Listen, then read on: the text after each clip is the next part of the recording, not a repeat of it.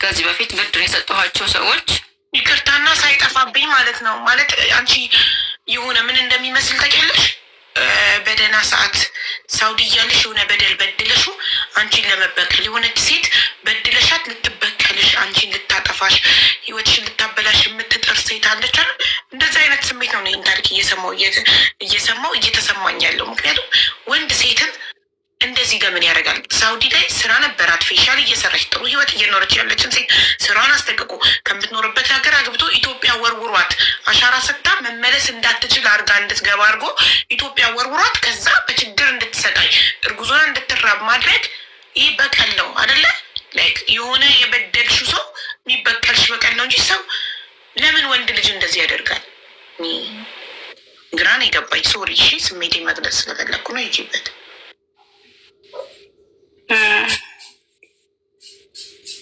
ከዛ 100,000 ብር ሰጡኝ ሰዎቹ። ሄድኩኝ እዛ ለቤተሰቡ እነሱ ጋር ሄጄ አለቀስኩኝ። በቃ እኔ ባለቤቴ ችግር ውስጥ ነው ያለው። ችግር ውስጥ ስላለ በቃ እኔ ደግሞ ሰርጀሪ መሰራት አለብኝ፣ ህይወቴ አደጋ ላይ ነው ያለው፣ ወደ ግፊት ተከስቶብኛል ምናምን እና በቃ በሰርጀሪ መውለድ አለብሽ ተብያለሁ ምናምን ነገር ሳንቲሜን እንዲሰጠኝ አናግሮልኝ ምናምን ብዬ ለእናቱና ለእህቶቹ ምናምን የተናገርኩኝ። በሶስተኛ ቀን ምናምን አስተላለፉልኝ 100,000 ብር። ከዛ በቃ በዛ ነው የወለድኩት ማለት ነው።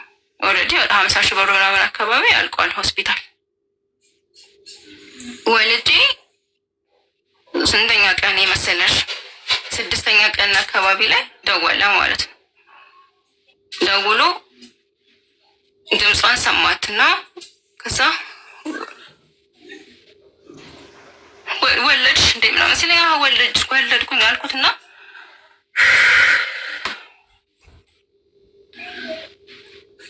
ይቅርታ ወልጃለሁ ምናምን አልኩት። ከዛ ማን ጋር ነሽ ምናምን ሲለኝ ብቻዬን ነኝ አልኩት። እኔ ወልጄ በ3ኛ ቀን ራሴ ነኝ ደሜ ልብሴ ነው እንኳ ያጠብኩት ማለት ነው። እና ልጄን ራሱ ያጠብኩት ራሴ ነኝ። በጣም ነበር የሚያስፈራውና እኔ ለ1 ወር ሰርጀሪ እንደምወልድ ምናምን ሲነገረኝ የሆነ ልጅ ነበር እንደዚህ መንገድ ላይ አገኘቻት ምናምን ብሎ አመጣት። ከዛ እሷ ነበረች ምንም አታውቅም ምንም ነገር ማለት ነው። እና ከሰርጀሪ ስወጣ ራሱ ልጄን አቅፋ የጠበቀችኝ እሷ ናትና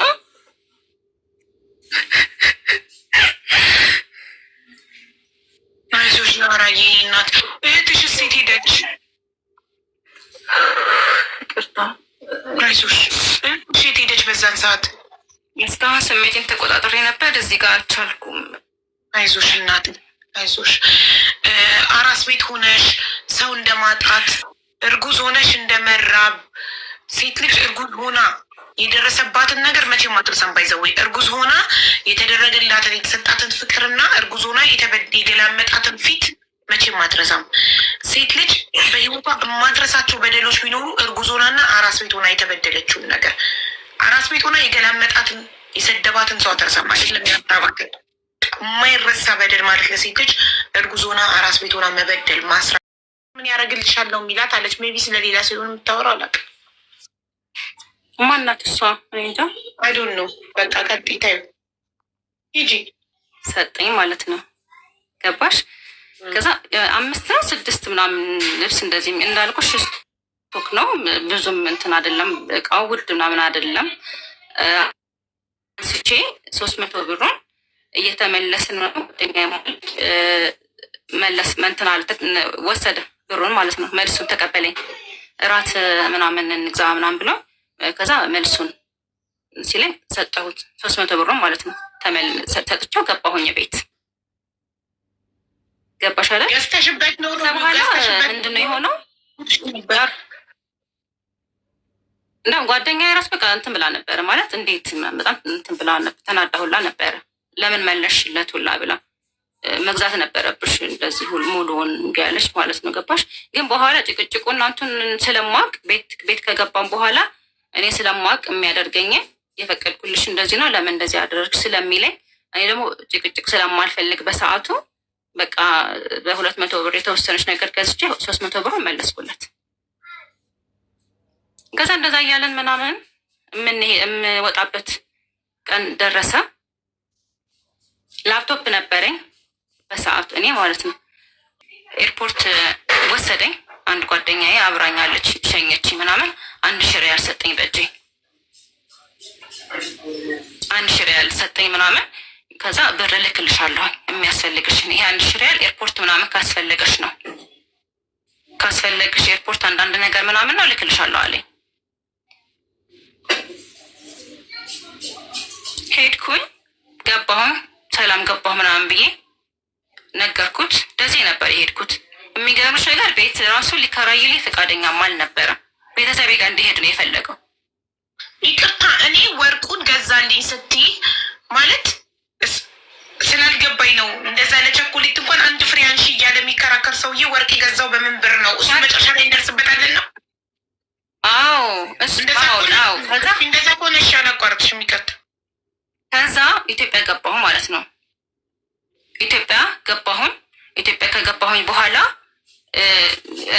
እህቴ ደውዬላት ምናምን ነበረ። ቤት ተከራይታ ነበረ እህቴ ደሴ።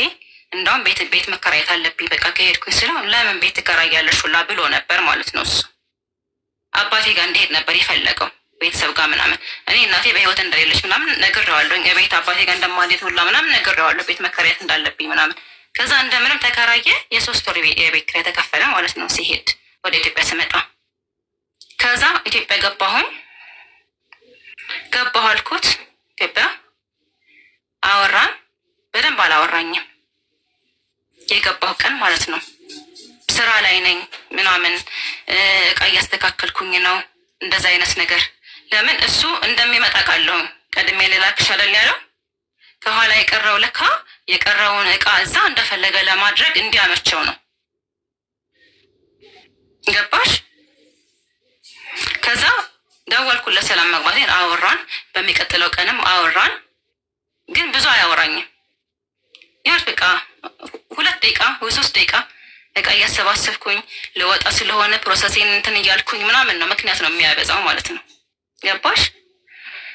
ከዛ በ5ኛው ቀን በ6ኛ ቀን አካባቢ ላይ አጋጣሚ ዛሬ ፍላይት አለኝ አለኝ። ከተሳካልኝ ዛሬ ማታ እወጣለሁ ምናምን ነገር አለኝ። ማታ አወራን። ሌሊት ላይ ደውሎ ነበረ። ሌሊት 8 ሰዓት አካባቢ ላይ እኔም ለእህቴም ደውሏል። ተኝቻለሁ የዛ ሰዓት። ከዛ ጠዋት ላይ ስደውልለት ኦንላይንም የለም፣ በቀጥታም ስልኩ አይሰራም። በቃ ወጥቶ ነው የሚሆነው አልኩኝ። ለምን ስላወራን ማለት ነው። ስልኩ አይሰራም፣ ኦንላይንም የለም፣ ቀጥታ ስልኩም አይሰራም። ሚወት ይቅርታ ሚዩት መሆኔን አላወኩም ነበር። ያወራችሁት አንቺ የተከራየልሽ ቤት ውስጥ ሆነሽ እሱ ደግሞ ሚስቱ ቤት ሆኖ ነው። እዛ ሳውዲ እያለ ገና ሳውዲ እያለ ሳይወጣ ከሳውዲ አንቺ ነሽ ቀድመሽ የመጣሽ? ቀድሞ ይላከኝ እሱ ነው ቀድሞ ላከኝ። ልጁ ታማበት የለ እንዴ? አንቺን ካላስቀደምኩኝ አልመጣም አለ። ለካ እሱ እኔን ያስቀደመኝ በምክንያት ነው ቀድሞ ይላከኝ። እኔ አብራችሁ ነበር የመሰለኝ። ሶሪ አብረን መጣቶች ነበረ። ፍላይታችንን 1 ቀን አድርገን አብረን መምጣት እንችል ነበረ፣ ግን አልፈለገም እሱ። ታርጌት ነበረ። ገባሽ አይደለ? ታርጌት የሰጠሽ ምክንያት ምንድን ነው? አንቺን አስቀድሞ እንድትበሪ ሲያደርግሽ የሰጠሽ ምክንያት ምንድን ነው? የቤቱ እቃዎቹን ሽጬ ቤቱን ለአከራዩ አስረክቤ እመጣለሁ ነው? ምንድን ነው የሰጠሽ ምክንያት? ቤቱን ሰው እንዲጠብቅልኝ እስከምመጣ ድረስ በአማና ይዞ እንዲጠብቅልኝ ቤቱን እሰጠዋለሁ ለሰው ነው ያለኝ። እንዳውም የሚገርምሽ ነገር አንዱን ክላስ የተከራየችዋ ልጅ ነበረች እና እሷ ሁላ እንዳትነግሪያት፣ ወደ ኢትዮጵያ መሄድሽን እንዳትነግሪያት፣ እዚህ ጋር ወንድ ምናምን ሰው እያመጡ ቤቱን እንደፈለጉ እንዳያደርጉ። ገባሽ? ወደ ኢትዮጵያ ሳይሆን ስራ ሊሄድ ነው በያት ነበር ያለኝ። ልጆቹ አዲስ ተከራይተው ኦልሞስት 20 ቀን ምናምን ነው የሚሆናቸው። እቃ ሲሰበሰብ እንደዛ ምናምን ስትጠይቀኝ ምንድን ነው ያልኳት? እኔ እቃ ካርጎ ላደርግ ነው እና እኔ ደግሞ ወደ ስራ ሊሄድ ነው ያልኳት። ምክንያቱም መዳም ቤት ፉል ታይም ልገባ ማለት ነው። ወደ ስራ ማለት ወደ ስራ ሊሄድ ነው። መዳም ቤት ፉል ታይም ልገባ ስፖንሰሪ ጋር እሱ በያለኝ ነው ያልኩት። ከሱ ትእዛዝ ውጭ መሆን አልችልም እኔ በዛ ሰዓት። እንዳትነግራት ብሎኛል። በቃ እኔ አልነግራትም። እዛ ጋር ግን እቃ ሲሰበሰብ ምናምን ቤቱ ዘብረቅርቅ ምናምን ብሎ ስታይ ጥያቄ ፈጠረባት ይቺ ልጅ። ምንድን ነው ወዴት ምናምን ስታይ ካርጎ ልናደርግ ነው ያልኳት የነበረው። እኔ ካርጎ አድርገን እኔ ደግሞ ወደ ስራ ሊሄድ ነው፣ መዳም ቤት ስራ ሊሄድ ነው ምናምን አልኳት። እርጉዝ መሆኔንም አታውቅም፣ አልነገርኳትም። ማለት ተከራ የሆነ እዛ አንቺ ሲያስመልስሽ ሲያቅለሸልሽ ሲያምሽ ምናምን አያስባንንም አያስታውቅም ነበር? አታውቅም ምንም ነገር። ጨጓራዬን ነው መላት የነበረው ታውቃለች። ለነገሩ እኔ 4 ወር ድረስ ጨጓራዬን ነው እያልኩ ነበር ተሸውዳቸው የነበረው። ልክ ጾታውን ሳቅ ነው ያሳወቅኳቸው እርጉዝ መሆኔን። ማሪ ኮመንት ስለምታይ ነው ቀስ እያልሽ የምታወሪው። ኮመንቱን አትይሺ ማሪ። ለምን ኮመንት ስታነቢ እኛ አንቺ አንብበሽ ጨርሰሽ መናገር ያወራሽ ስለሆነ ነው። እሺ በቃ ያላውራም ከዚህ በኋላ ይቀጣል ታደርጋለህ። ነጥብ ይዝና መጨረሻ ላይ ጠይቅሻለሁ። ከዚህ በኋላ አላቋርጥሽም። ሶሪ በቃ እሺ። ከዛ ጥያቄ የፈጠረባትና ምንድን ነው ምናምን ስትል በቃ ካርጎ ላድርግ ነው ስራ ሊሄድ ነው እሱ በይ እንዳለኝ ማለት ነው። ከዛ ያው ያ ቀን ሲደርስ መጨረሻ ሰዓት ላይ ምናምን ነገር አንዲት ጓደኛዬ መጣች ልትሸኘኝ ምናምን። ከዛ አንድ አታውቅም እኮ እንደሚሄድ ሻንጣዬ ሲወጣ እቃዬ ሲወጣ ተዘጋጅቼ እኔ ሲወጣ ብታየኝ መዳም ቤት ስራ የሚሄድ ሰው እንዴት አታውቅም ይቺ ልጅ ድንገት ብታየኝ ምናምን አልኩት ማለት ነው። እያልኩኝ ምናምን እንዳልነገርሻትም እንዴ እንደምትሄጅ አለችኝ ጓደኛዬ ስትለኝ አልነገርኳትም አታውቅም ምናምን። እንዴ መንገርማ አለብሽ ቻው ባያት። ከዛ እሱን ቻው ባያት በቃ ምናምን አለ። እቃ እየሰበሰበ ነበር እሱም አብሮኝ ማለት ነው። እንደማይመለስ እሱ ውስጡ ያውቃል። ለእኔ አልነገረኝም። ለእኔ ለ2 ወር እንደሚመጣ ነው። እሱ ግን ልቦናው ያውቃል። እዛ ጋር ማስተካከል ያለበትን ነገር አስተካክሎ ካርጎ የሚያደርገውን ካርጎ አድርጎ ደግሞ እዛ የሚሸጠውን ሽጦ ምናምን እንደሚወጣ ወረዴ እሱ አምኖበታል። በቃ ሬዲ ሆኗል እሱ ገባሽ። ከዛ በኋላ ቻው ምናምን አልኳት። ልሄድ ነው አልኳት ምናምን ደነገጠች እሷ ራሱ። እንደውም በኋላ ስትነግረኝ በጣም እንትን ብላብኝ አዝና ምናምን ነበረ። ከዛ የኔ ቁጥር ሰጠኋት፣ ቁጥሬን ሰጠኋት። እናወራለን ምናምን አልኳት ማለት ነው። እና ቻው ብያት ወጣሁ ማለት ነው። ኤርፖርት ወሰደኝ። በቃ ወደ ኢትዮጵያ መጣሁኝ። እኔ እስከ 7 ቀን ምናምን እስከ 6 ቀን ኦልሞስት አካባቢ እናወራ ነበረ። ከዛ በኋላ እንዳልኩሽ ነው ኢትዮጵያ ፍላይት ዛሬ ያለኝ ምናምን አለ። ደውሎ አገኘሁት ሌሊት ላይ። ጧት ስደውል ኦንላይንም የለም ስልኩን በቀጥታ የማይሰራም። በቃ ኢትዮጵያ መጥቶ ነው ሰላም መግባቱን ደውሎ ያሳውቀኛል ምናምን ብዬ ስጠብቀው አይደውልም። ጠበቅኩት 2 ቀን 3 ቀን 4 ቀን ምናምን አይደውልም። አድራሻ ኦንላይንም የለም። እዛ ሳኡዲ እያለ ነው ከኦንላይን የወጣው ገባሽ። ከዛ በኋላ ቀን ሄዳ እኔ ደግሞ ከጉምሩክ ተደወለልኝ ከካርጎ ማለት ነው።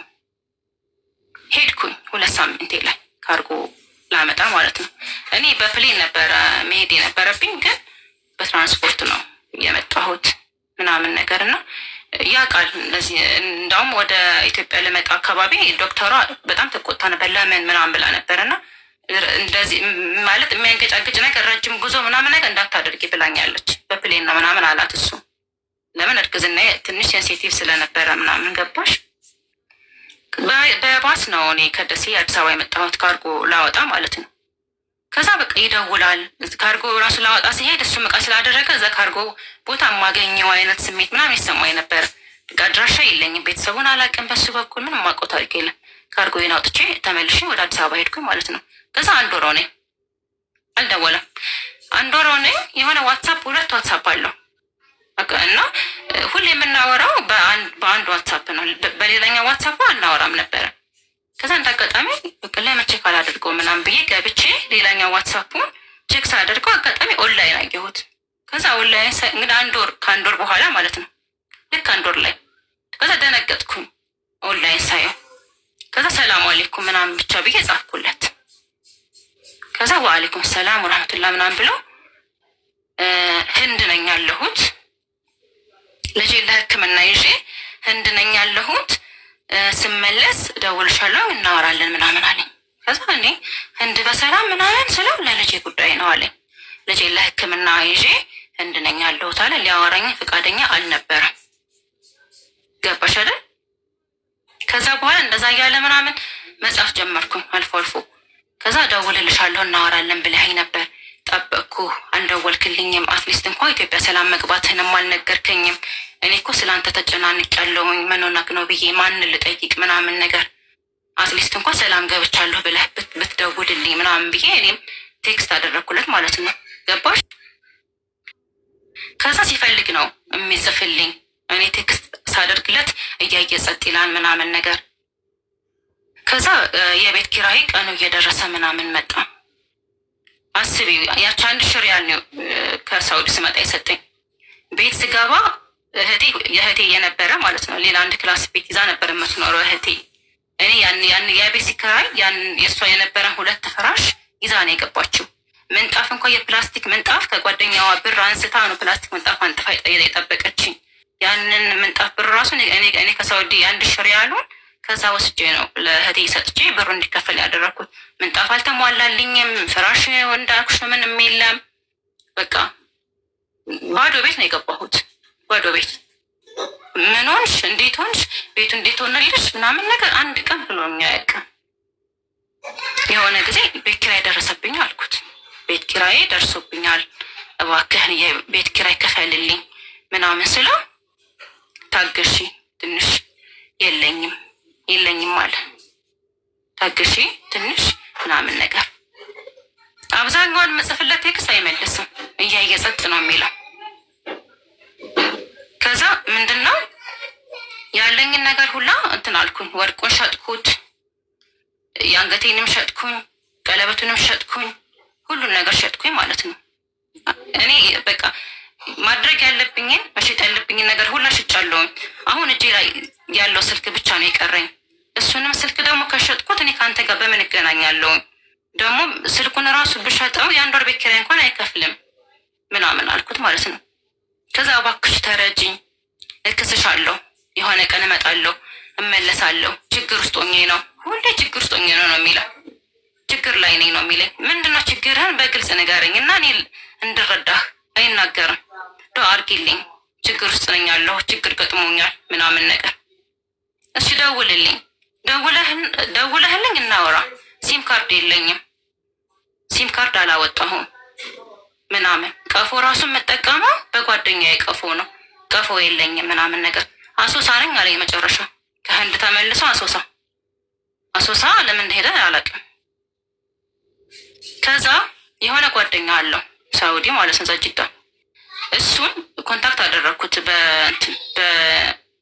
በሜሴንጀር። ነገርኩት ያለሁበት ሁኔታ። እኔ እንደዚህ ቦታ እንደዚህ ሁኔታ አለኝ ያለሁት፣ ነፍሰ ጡር ነኝ፣ ችግር ውስጥ ነኝ ያለሁት ምናምን። የቤት ኪራይ ምናምን እንኳ ጓደኛዬ ከፍላልኝ ነው የቤት ኪራይ አልኩት ማለት ነው። እና በቃ አድራሻውን ምናምን ነገር ስለው እሱም ሰምቶ እሺ አድራሻውን እሺ አፈላልጋለሁኝ፣ ግን ህንድ ነኝ ብሎኛል። ለእኔ ወንድሞቹን ምናምን አናግራለሁ፣ ቤተሰቦቹን ምናምን ነገር አለኝ ማለት ነው። ከዛ በስንተኛው ቀን ነው ሳናግራቸው እኛም አድራሻው የት እንዳለ አናቅም አሉኝ ብሎ ለካ ያኔ ብሎክ አድርጎኛል ወዲያው ማለት ነው። ለምን ከእሷ ጋር ለምን ታወራለህ ምናምን ብሎ ተጣልተው ይሄ ጓደኛ ወዲያው እኔም ብሎክ አድርጎኛል። ከዛ በቃ እንደዚህ እያለ ምናምን በቃ የሆነ ሰዓት ላይ በቃ በጣም ተቸገርኩኝ፣ በጣም ማለት ነው። ብቻዬን ነኝ ያለሁት። በቃ ቀኔ እየደረሰ ነው። በቃ ራበኝ አሁን በቃ አልኩት። እኔ ረሀብ ላይ ነኝ ያለሁት ምናምን ነገር። ቢያንስ እንኳን እሺ አስቤዛ ቤት እንትን እምልበት ምናምን ነገር ስለ አሁንም ታገሽ ነው የሚለኝ። እንግዲህ አስቤው ረሀብ ጊዜ አይሰጥም። ነፍሰ ጡር ሆኜ ከእንቅልፌ ሁላ ሌሊት እየቀሰቀሰኝ ነው ረሀብ ምናምን እያልኩ ቴክስቱ ሁላ አለን ያስቀምጫዋል፣ አላጠፋሁት። ታገሽ ነው የሚለኝ የነበረው ማለት ነው። ከዛ መጨረሻ ላይ እሺ ችግር የለውም አልኩት። በቃ ምግቡም ረሀብ ሁሉም ይቅር፣ የቤት ኪራይን እንኳን ክፈልልኝ ምናምን ስለው በቃ ነው የለኝም ታገሽኝ ምናምን ነገር። ከዛ መጨረሻ ላይ ይሄ ያልኩሽ ጓደኛው እዛ ሳኡዲ ያለው እሱ ደወለልኝና ቁጥሬ ስጣት ብሎኛል አለ። 8 ወር አካባቢ ነው የሚሆነው። ከዛ በኋላ እንዴት ቁጥሬ ስጣት ይላል ካንተ? የኔ ቁጥር ኦልሬዲ አለው፣ ለምን በእኔ እንትን አላለም? ወይ ደግሞ ዋትሳፕ ላይ እያወራን ስለነበር ዋትሳፕ ላይ ቁጥርሽን ላኪልኝ ብሎ እኮ እሱ መደወል ይችል ነበር፣ ወይ ደግሞ የእሱን ቁጥር እኮ ለእኔ በዋትሳፕ መላክ ይችል ነበር ምናምን ብዬ ቁጥሩን ሰጠኝ ጓደኛው። ደወልኩለት። ስደውልለት የችግር ማለት ነው በቃ የሚያወራኝ። ተቸግሬ እንደዚህ ሆኜ ታምሜ ንብረቴን አጥቼ ምናምን ነገር በሚስቴ ስም የነበረውን ሁላ አጥቼ ክዳኝ ሚስቴ፣ ከዛ ከሷ ከተፋትቼ ሁላ ምናምን በቃ ምክንያት ነው የሚያበዛው። የሆነ እዛ ያለሁኝ እሱ ጋር ያለሁኝ የሆነ ቤት ገዝቶ ነበረ። ቤት ገዝቶ ከዛ እሱን ቤት ለመሸጥ ጥረት እያደረግኩ ነው አለኝ። ገባሽ? ከዛ ቤቱ አልሸጥ አለ። በእህቴ ስም ነው ቤቱን ለመሸጥ እየሞከርኩኝ፣ ግን ቤቱ መሸጥ አልቻለም አለኝ። ሁሌ በቃ እንደዛ ነው የሚለኝ። መውለጃዬ እየደረሰ ነው፣ ሰርጀሪ ነው የሚሰራው ምናምን፣ እኔ ርቦኛል፣ ረሀብ ላይ ነኝ ያለው በቃ እባክህ ምናምን ነገር እያልኳት በቃ ጭራሽ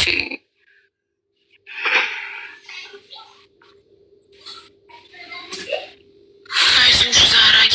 ቆይ ቤተሰቦችሽ እናትሽ በህይወት እንደሌለች ታሪክሽ ላይ ተናግረሻል። ግን አባት፣ እህት፣ ወንድም ምናምን በሰዓቱ እርጉዝ ሆነሽ ስትራቢ የሚያግዙሽ አልነበሩ ወይስ አልተናገርሽም ነበር ችግርሽን ለቤተሰብ? አይ እኔ አልተናገርኩም። አባቴም አያውቅም፣ ማንም ሰው አያውቅም። ገባሽ?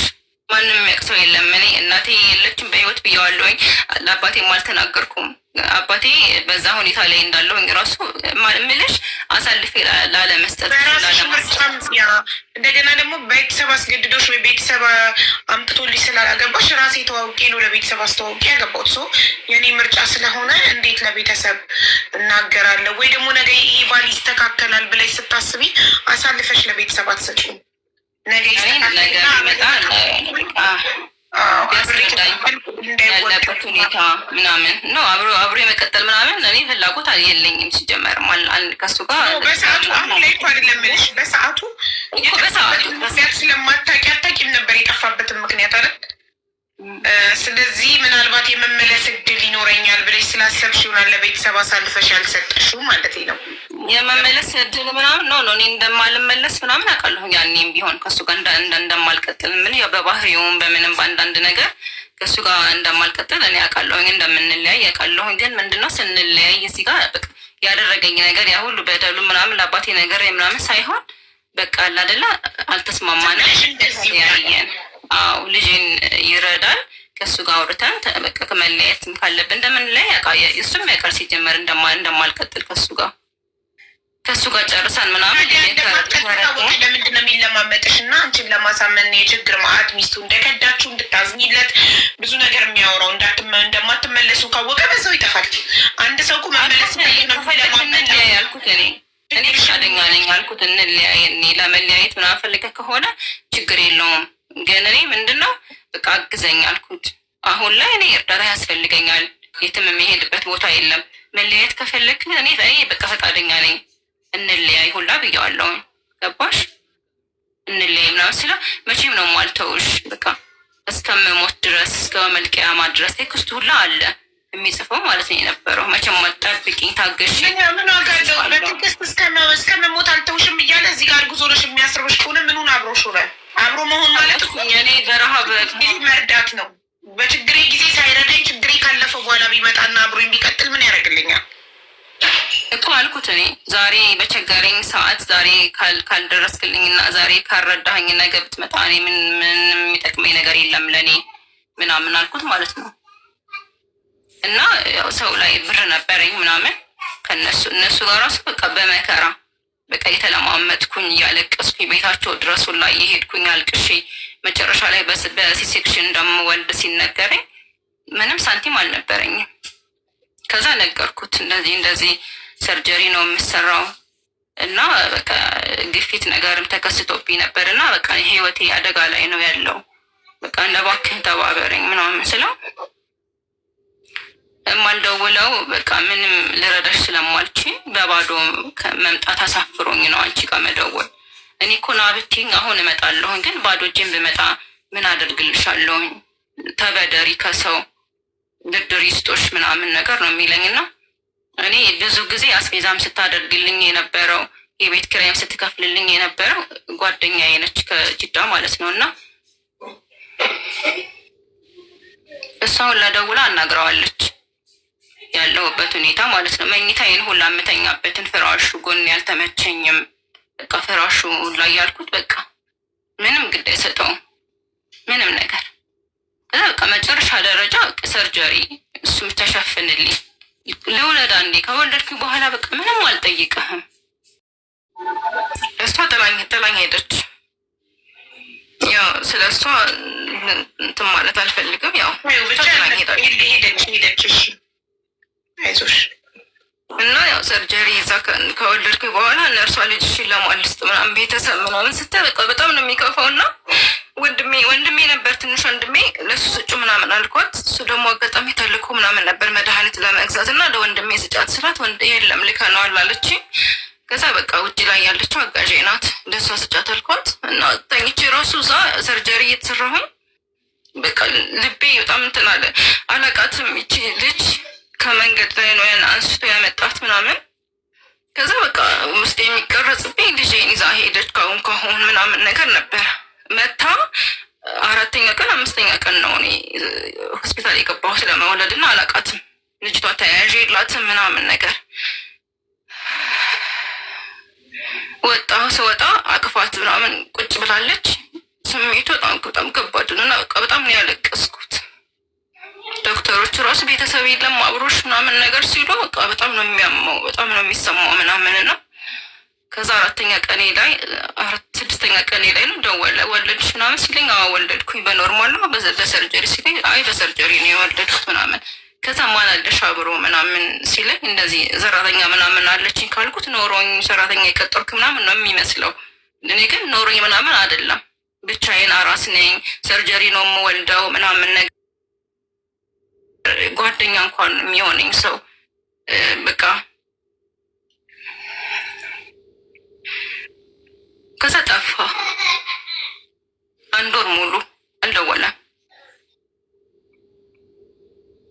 ከዛም ከመውለዴም በፊት ብሎክ አድርጎኛል። እሱ ነው የሚደውለው እንጂ እኔ አልደውልም። ሌላ ሲም ካርድ አወጣሁኝ። በዛም ሲም ካርድ ብሎክ አደረገኝ። በ2 ስልክ ብሎክ አደረገኝ በቃ። ከዛ እንደዛ ብሎ ዘጋ። 1 ወር ቆየ። 1 ወር ሙሉ አልደወለልኝም። እኔ መደወል አልችልም እሱ ጋር ወረድ በቃ እንትን ማለት እኔ ብሎክ ነኝ መደወል አልችልም። በሰው አስደወልኩኝ። እኔ ከዚህ በላይ አልታገሰውም ምናምን ነገር።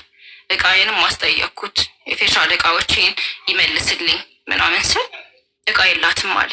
እቃ የላትም ሙሉ እቃዋን ጭና ነው የሄደችው። እኔ ጋር ምንም ማለት እቃ የላትም ምናምን ብሎ ከዛ ከእሷ ዘግቶ ልክ እኔ ጋር ደወለ። ጓደኛዬም ከሳውዲ ከጅዳ አናግራው ነበረ። ሰደበኝ ማለት ነው።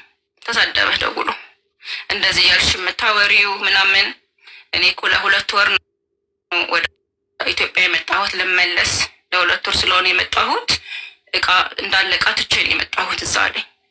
እቃ ጥሎ እንዳልመጣ ደግሞ እኔ ሙሉ ማስረጃ አለኝ። የሚሸጠውን ሽጦ ካርጎ ማድረግ ያለበትን ካርጎ አድርጎ ምናምን ነው ጠቅልሎ ነው የወጣው። ሲጀመር ከዛ ጋር ድጋሚ ላይ መለስ እስከ መጨረሻው ነው የወጣው። እኔ ግን ምን አለኝ እዛ ትቼ ነው የወጣሁት እቃ ነው ያለኝ። ጓደኛዬ ከዚህ ስታናግረው እንደዚህ እቃዋን ጭና ነው ሄደችው አለ። የላትም እቃ አለ። ከዛ ደውል ሰደበኝ ምናምን ነገር ዘጋ ስልክ። ከዛ ጓደኞቹ ማናገር ጀመርኩ። ቁጥር ማፈላለግ ጀመርኩኝ። እማቃቸው እዛ ማህበር ያላቸው ወለኔ ናቸው። የወለኔ ልማት ማህበር እዛ አላቸው እና ጓደኞቹ ናቸው። እዛ ማህበር ደግሞ እኔ አምባሳደር ነኝ ምናምን ብሎኛል በሰዓቱ ማለት ነው። አንዱን ቤቴ አምጥቶቱ ላስተዋውቁታል። 2-3 ከአንድ 2-3 አብረን በልተን ቡና ጠጥተናል ምናምን ነገር አንዱን ከመሀላቸው ማለት ነው። እነሱ ጋር ጉዳዩን ሳደርሰው ልክ እነሱ እንደሰሙ ሲያውቅ ማለት ነው ልጁን ካደ። ከኔ አይደለም እምጠረጥራት ሰው አለ የኔ ልጅ አይደለም እና አንተ አይመለከትህም፣ እጅህን ከዚህ አውጣ። ገባሽ? እኔ እንዴት ነው የማይመለከተኝ? አስተዋውቀኛል፣ ቤትህ መጥቻለሁኝ፣ እንደዚህ ወንኩኝ ምናምን ብላ ስታለቅስ እንዴት ነው ችዬ ዝም የምለው ምናምን ይለዋል። ገባሽ? ተጣልተው እሱ ጋር ሁላ በቃ ሌላ ደረጃ ላይ ተደራረሱት። ከዛ ያለውን እኔ ጋር መጥቶ ከሱ ከጓደኛው ከሱ ዘግቶ እኔ ጋር ደወለ። እኔ ጋር ደውሎ ቁጥሩን ማን የሰጥሻል? አልናገርም አልኩት። የሰውየውን ቁጥር ማለት ነው። የእሱን ቁጥር የሰጠሽ ይሄ ጠፋኝ እንደመጣሁኝ ጓደኛውን ጠየቁት በሜሴንጀር ያልኩሽ ልጅ ማለት ነው። እሱን የሰጠሽ ቁጥሩን አለኝ። አይደለም አልኩት። ያልኩት ደግሞ እኔ እሱ አይደለም ቁጥር የሰጠኝ ሌላ ሰዎች ናቸው አፈላለገው ቁጥር የሰጡኝ ማለት ነው። ገባሽ? እኔ እሱ አልሰጠኝም አልኩት። እንዳውም ልጁ የእሱ ነች አለኝ። ከእሱ ጋር ጠረጥርሻለሁ፣ ልጁን ወስደሽ ለሱ ስጫት። ገባሽ? ከዛ ጓደኛው ለካ እንደዛ ብሎታል። ለእኔ መናገር አልፈለግም። ጓደኛው ከሌላ ሰዎች ጋር ግንኙነት አላት ጠረጥራታለሁ ምናምን እንዳለው አልነገረኝም ለእኔ። ከዛ እንደዚህ አለኝ እኮ ደወለልሽ ሲለኝ፣ አዎ ደወለልኝ፣ ግን እኮ እንደዚህ አለኝ ምናምን ስለው ለእኔም እኮ እንደዛ ብሎኛል፣ ግን ልነግርሽ አልፈለግኩም። ከጥፋተኝነት ለመዳን እሱ በቃ ነውሩ እዛ ጋር ትልቅ ስም ስላለው ማህበራቸው ጋር ማለት ትልቅ ስም ስላለው በቃ እዛ ጋር እሱ ስሙ እንትን እንዳይልበት እኔ ከሌላ ወንድ ጋር እንደሚጠረጥረኝ ተናገረ ማለት ነው። ችግር የለውም አልኩኝ እኔ። ችግር የለውም ዲኤንኤ ምርመራ አለ፣ ዲኤንኤ ምርመራ ያድርግ። ከዛ በኋላ ልጁ መሆንና ለመሆኑን ያረጋግጥ። እኔ ይህን ነው የምፈልገው ምናምን ነገር አልኩት ማለት ነው። አላህ ይስጠው በሰዓቱ የሚችለውን ለልጅ ዳይፐር እና ለወተት ምናምን ይሆንሻል ቤት ብሎ የሚችለውን አግዞኛል። አላህ ይስጠው። ሌላም ያናገርኳቸው 2 ነበሩ እዛው ከማህበራቸው ውስጥ ማለት ነው። ጭራሽ እነሱ ሊያናገሩት ፈቃደኛ አይደሉም። ገባሽ? አንዱ እንዳውም በአግባቡ ሁላ መልስ አይመልስልኝም ነበር። ግን አድራሻውን ተባበረኝ እባክህን፣ እኔ አራስ ነኝ ያለሁት፣ ርቦኛል፣ ተቸግሬያለሁኝ፣ አድራሻውን እፈልጋለሁ፣ ቤተሰቡን ማግኘት እፈልጋለሁ፣ ይጠቁመኝ ምናምን ስለው ፈቃደኛ አይደለም። ግን የሚገርምሽ ቤቱን ያውቃል። አያውቅም ነው ያለኝ። ኢትዮጵያ ከገባ ጀምሮ አድሬሱን አጥፍቷል። ከኛ ጋር ያለውን እንትን በቃ አቋርጧል። ከግሩፕም ወጥቷል። የት እንዳለም አላውቅም። እንዴ ነው ያወራነው። ቁጥሩም የለኝም ነው ያለኝ። ሌላኛው ደግሞ እንደዚሁ አንዱ የተወሰነ ብር ለዳይፐር ምናምን ይሆንሻል ምናምን ነገር ብሎ እንደዚሁ ትንሽ ብር አግዞኛል። ገባሽ አይደል? ልጁን ወደ መካድ ሄደ ማለት ነው። አሁን አንቺ የት ነው ያለሽ? ኢትዮጵያ? እኔ አዲስ አበባ ነው ያለሁት። ስንት ጊዜ ሆነሽ ከገባሽ? ስንት ጊዜ ሆነ መሰለሽ? 1 አመት ከምናምን ሆነ። የ2 ወር ሆኜ ነው የገባሁት። አሁን 5 ወሯ ነው። 5 ወሯ። እሺ። እና እስካሁን ድረስ አሁን በቃ ልጁን ካደ መጨረሻ ላይ እዮሃ ሚዲያ ላይ ቀርበሽ፣ እዮሃ ሚዲያ ላይ አይደለም እርቅ ማዕድ ላይ ነው የቀረብሽ። ማዕድ ላይ እሺ። እርቅ ማዕድ ላይ እንዳልክ ጋር ቀርቤ ነበረ። አስፈራራው እንዳልክም ማለት ነው። እንዳልክን ዛቻ፣ አዎ ያስፈራራዋል። ዛቻ አላቃትም አለ። ካደ። አላቃትም እኔ የሆነ ጊዜ ላይ የሆነ እንደ ማንኛውም ሰው እንደ ጓደኛ ምናምን ነበርን። ከዛ በኋላ ተለያይተናል። የትም እንዳለች አላውቅም። ከእሷም ልጅም የለኝም ምናምን ብሎ ነው የካደው እኮ። እንደዛ ሲክል ታዲያ ችግር የለውም ዲኤንኤ እናስመረምራለን አላለው? ዲኤንኤ እንዳልክ ወደ ክስ እንሄዳለን ምናምን ብሎ ነበር። እንዳልክ ጋር ከቀረብኩኝ 2 ቪዲዮ ነው ከእንዳልክ ጋር ፓርት 1 ፓርት 2 የተለቀቀው እና እስቲል እስካሁን ምን መፍትሄ አላገኘሁም። 2 ወር አለፈኝ ከእንዳልክ ጋር። ያው ውስጥም የሚችለውን እየሞከረ ነበረ ወደ ህግ ለመሄድ ፕሮሰሱ ምን ላይ ነው ብለሽ አልጠይቅሽውም እንዳልክ? አይ ጠይቄው ነበረ ምናምን ያው ዛሬ ነገም ዛሬ ምናምን እኔ ያለኝ የነበረው ጠበቃ ወደ ውጭ እንደወጣች ምናምን ነው። ጠበቃውን እንጠብቃት ምናምን አለኝ። ባለፈው በቃ ክስን መሰረታለን ምናምን ነገር ብሎ ነበረ። ግን ነገሮች እኔ እንደምፈልጋቸው እየሄዱልኝ አይደሉም። ኦኬ እሺ። ግን አብራችሁ የተነሳችሁት ፎቶ አለሽ ለማስረጃ? ኡምራ ያደረግንበት ፎቶ አለ፣ ቪዲዮ አለ፣ ቤት ውስጥ ሲሸኘኝ ሁላ አለ፣ ቤት ውስጥ የተነሳ ነው ፎቶ አለ፣ ነፍ ፎቶ አለኝ። የድምፅ ፋይል ማስረጃ አለኝ። የሰዎች ማስረጃ አለኝ። በጣም ብዙ ነገር አለ ማስረጃ ነኝ። እሺ እንዳልክ ጋር ፎቶ ተለጥፏል? አልተለጠፈም። ያው እንዳልክ ከህግ አግባብ እንዴት እንደሆነ አላውቅም። ፎቶ እንደኛ ተቋም ናቸው። ሁለተኛ ኢትዮጵያ ውስጥ ነው የሚኖሩት። ስለዚህ በህግ የሚያስጠይቃቸዋል። የሰው ቦታ አይለጥፉ። መጀመሪያ እኔ ላናግረውና ስልኩን ሰጠሽን ካልመጣን አፋልጉኝ ቪዲዮ ሰራልሻለሁ። አንቺ እንደ ሚስት ኒካ አስረሻል፣ መብት አለሽ። አፋልጉኝ ቪዲዮ ስሪልኝ ብለሽ ለእኔ ፍቃድ ቪዲዮ ከላክሽልኝ በውስጥ እኔ ፎቶውን ለጥፌ ባካችሁ ይሄ ግለሰብ እንደዚህ ከከሊት ጋር ኒካ አስሮ ወልዷልና ሚስቱና ልጁ እየፈለጉት ነው ያለበትን አናቅም፣ አፋልጉኝ ብዬ ፎቶውን ለጥፌ ቪዲዮ አፋልጉኝ ስሰራለት ያችኛዋ ሚስቱ ጋር ይደርሳል ቪዲዮ። 1 ሁለተኛ የሚያውቁት ሰዎች ሁሉ ይጠቁ ይጠቁማሉ የት እንዳለ። አድራሻው እዚህ ነው፣ ቤቱ እዚህ ነው ብለው ሰዎች ይጠቁሙሻል። የዛኔ አንቺ ዲኤንኤ ታስመረምር የለሽ። ኦልሬዲ እኔ አሁን አውቃለሁ አካባቢውን።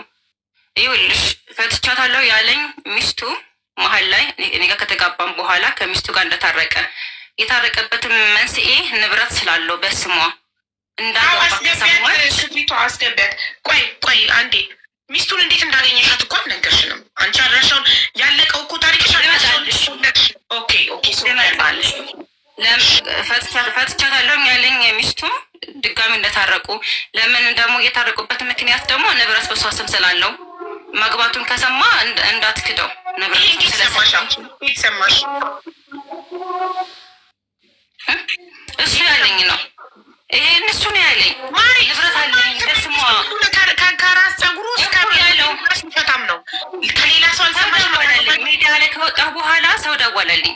እንደዛ ደወለልኝ ከሚዲያ በኋላ እምልሽ እኔ የተናገርኩት ንግግር አለ ምናምን አንዳንድ ነገር ጠቅሼ ነበር። ከዛ አገጣጥሞ ምናምን ሰውየው በቃ እሱ ነው ምናምን ብሎ ስለደረሰበት ደወለልኝ። ሚስቱ ኦልሬዲ የ9 ወር እንዳደረሰች ነፍሰ ጡር ነች። ልትወልድ እንደነበረ 3 ልጅ ነው ከሷ ነበር ያለኝ። 4ኛ ልጅ እርጉዝ ናት ሚስቱ። 4ኛ ልጅ አሁን ላይ ስሰማ ቆይ ይሄን ልቋጭልሽ ነው ደግሞ ወደዚህ ይመለሳል ስንት ልጅ እንዳለው። ይሄ ደግሞ ከትላንት ወዳ ነው ገና አዲስ ኢንፎርሜሽን የተነገረኝ። ከዛ በኋላ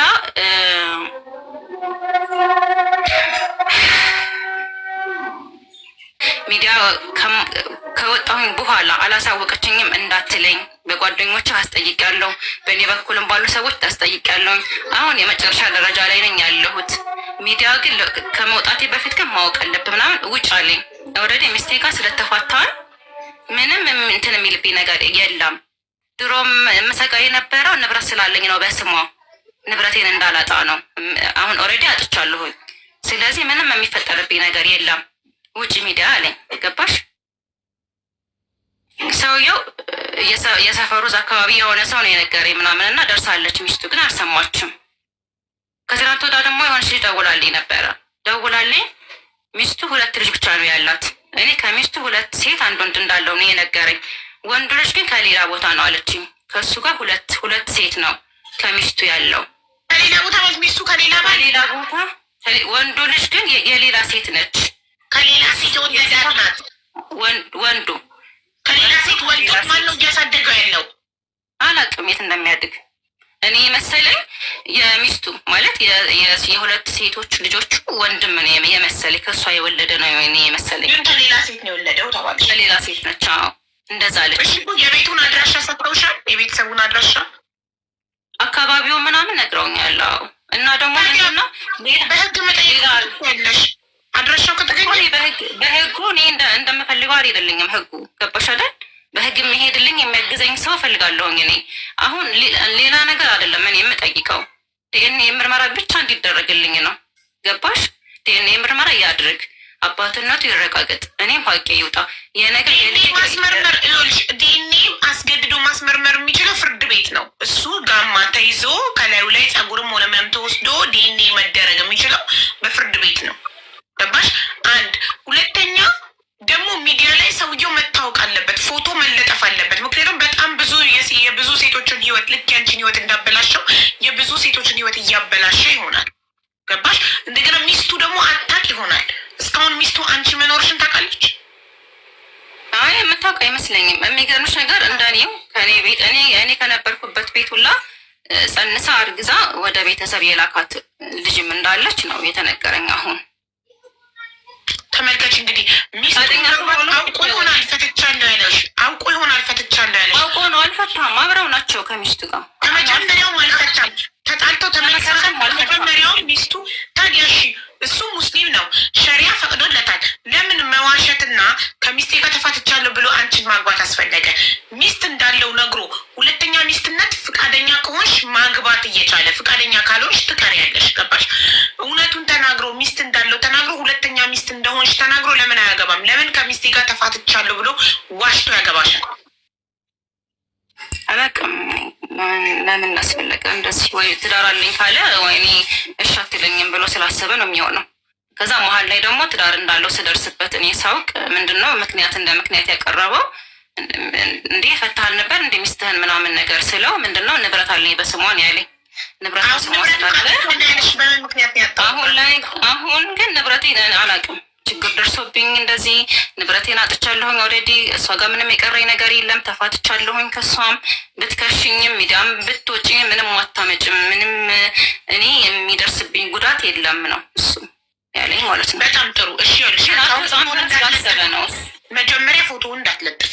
ለጥፈሻል በቤትሽ? አይ አላውቅም። እንዳትለጥፊ ስልክሽን ላኪልኝ በሞዴሬተር በቤቲ በኩል እኔ ላናግረው። መጀመሪያ ካልተስማማ ፎቶ እንለጥፍና ቪዲዮ እንሰራለን፣ ድምፅ እንሆናለን ለሌሎች ሴቶች በሱ ህይወታቸው እንዳይበላሽ እንዳንቺ። እንደገና ደግሞ በህግ ደግሞ እርቅ ሚዲያ እንሄድልሻለን በህግ ብለውሻላ። እኔ ደግሞ እንዳልክ ቁጥሩ አለኝ፣ እናወራለን፣ አናግረዋለሁ እንዳልክ እኮ ኦልሬዲ አናግሮች ነበር መሰለኝ። አንቺ ጋር እንድገባ ሁላ ፈልጎ ነበር እንዳልክ። እኔ ለምን ስራ መስራት ፈልጋ በጣም ብዙ ከተለያየ ሰው ስለሚላክልኝ አላየሁትም። እኔ ማናገር ስፈልግ ነው ገብቼ ስማቸውን ስጽፍ ይመጣል ጀመርኩኝ ማለት ነው። መውጫ ዲሲፓሲ ከዛ ፓስፖርት ወይ ደግሞ መታወቂያ ጠየቁኝ። ምን አደረገ? እኔ መታወቂያ እንኳን ከዚህ ፎቶ ትንብዬ እስከማስልክ ጊዜ አልሰጥ ብሎኝ ማለት ነው። ምንድን ነው ያደረገው? በእህቴ ስም እዛ ኤምባሲ ሰው ስለሚያውቅ በእህቴ ስም አድርጎ ሁለተኛ ድጋሚ ሳውዲ ምድር እንዳልገባ አድርጎ ነው ወደ ሀገር ያስገባኝ ማለት ነው። እንደዛ አድርጎ አሰራልኝ ዲሲፓሲው። ገባሽ አይደል?